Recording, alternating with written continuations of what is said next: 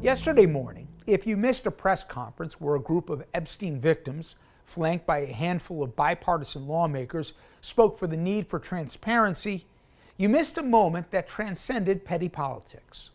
The only reason House Republicans joined a small group of their braver members was because of the grace and courage of these women and the spine of certain congresspeople who refused to go along to get along. As a reminder, it was the president who, as a candidate, unprompted, promised to release the files. Surrogates who would go on to join his cabinet, they echoed the need for the files to see the light of day, and they even said they had vetted the files personally and were ready to go. Would you declassify the Epstein files? Yeah, I would. All right. I guess I would. I think that less so because, you don't know it. You don't want to affect people's lives if it's phony stuff in there, because there's a lot of phony stuff with that whole world. But I think I would, or at least do you think that would restore trust? Help restore trust? Yeah, I don't know about Epstein so much as I do the others. The way to do that is to literally give the American people the truth. And that's what they feared about Donald Trump. He's going to come in there and maybe give him the Epstein list and maybe give him the P. Diddy list. He's going to come up there and maybe do all these things, and they are terrified. The DOJ may be releasing the list of Jeffrey Epstein's clients? Will that really happen? It's sitting on my desk right now to review.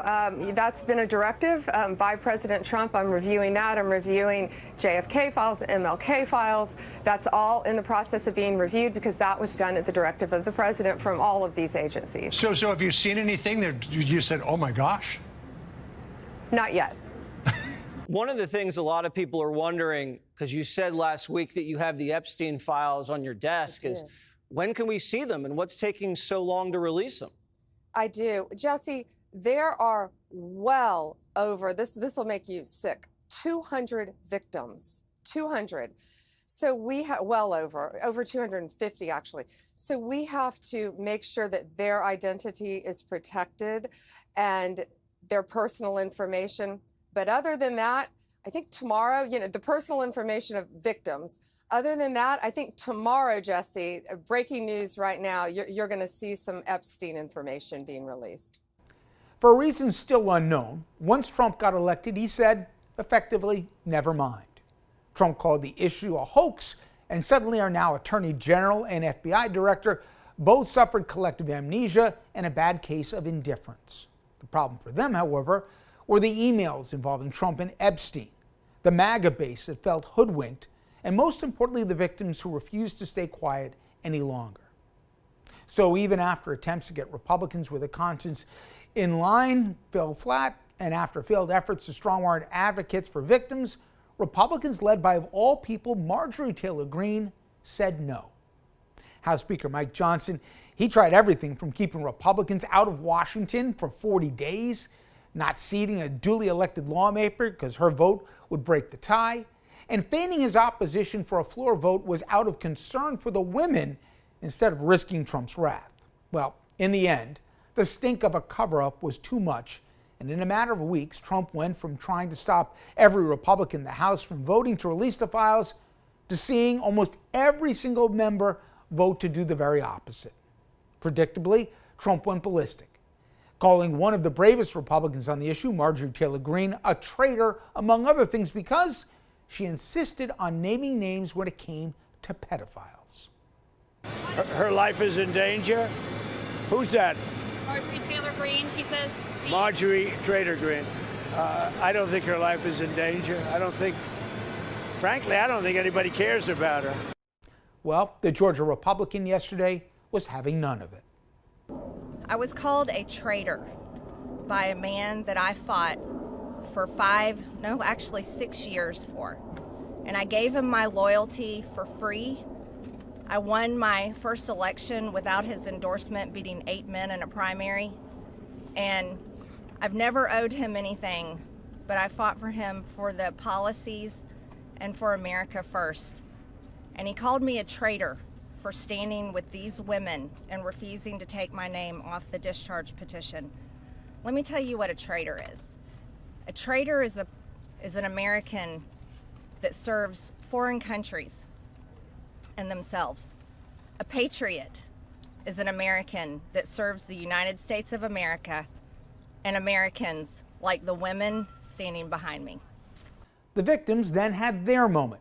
Here are two of the women who not only made a compelling argument why justice has been so long overdue, but how let down they feel by their president.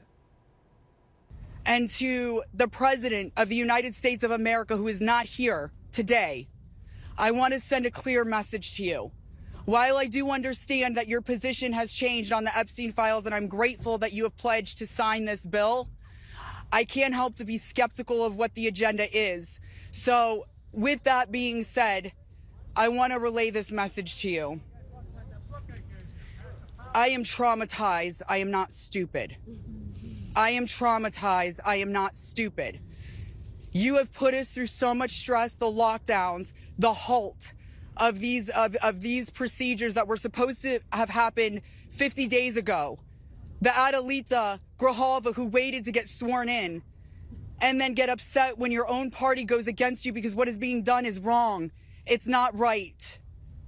For your own self-serving purposes, this is America. Emotionally, this process has been distressing. First, the administration said it would release everything and then applauded President Trump for that. Then it fought to release nothing. Now that checks and balances of our democracy have worked and the bill is getting passed to release the files, we are hearing the administration say they intend to investigate various Democrats who were friends with Epstein. I beg you, President Trump, please stop making this political. It is not about you, President Trump.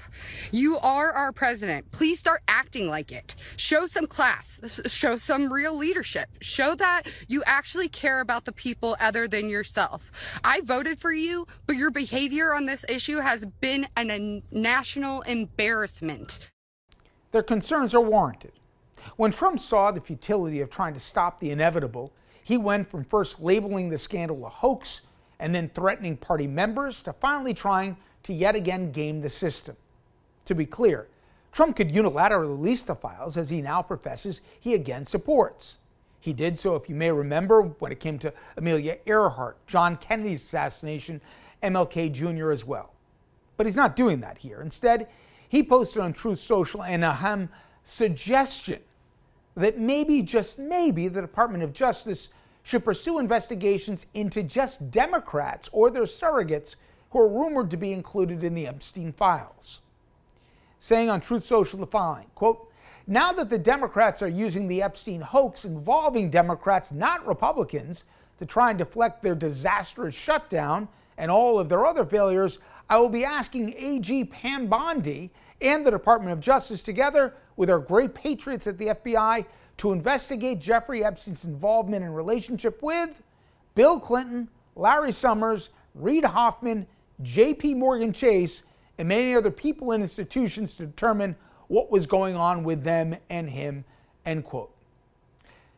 Magically, in a matter of hours, the Attorney General, who is historically supposed to be in a apolitical position, posted that Trump's suggestion was utter brilliance. And again, I quote, "As with all matters, the department will pursue this with urgency and integrity to deliver answers to the American people," end quote. Well, this performance theater matters because even with the Senate following suit to release the files like the House, the Attorney General could still turn around and refuse to release the Epstein files, claiming it would jeopardize their investigation. But no matter what, consider for a moment the naked idiocy of creating a digital paper trail where the president tells the Attorney General to go after only his political enemies and exclude him in a scandal where he's a potentially central figure. Now, whether there is or isn't a smoking gun, if disclosures even carry a whiff of incompleteness, Trump will have authored that very skepticism. Regardless, after today, I think the velocity of this movement, the compelling women who were only girls when first victimized, a public who won't stand for political shenanigans to protect pedophiles, and an election year to stiffen some political spines out of convenience, I think an unpopular president has less control of his party than he believes. Even when summoned to the Situation Room to change her vote on Epstein files, a stalwart conservative said, "No thanks." When Trump told Republican senators to kill the filibuster to force the reopening of the government, they again told him no. Even when threatened by the president with primary challenges if they dared defy him when it came to redistricting their state, Indiana Republicans told him, do your worst. Now, don't misunderstand me. I don't think we're about to see profiles and courage from GOP leadership on Capitol Hill after the daily complicity in the assaults on norms, but I do think they don't believe Trump when he says he has nothing to hide.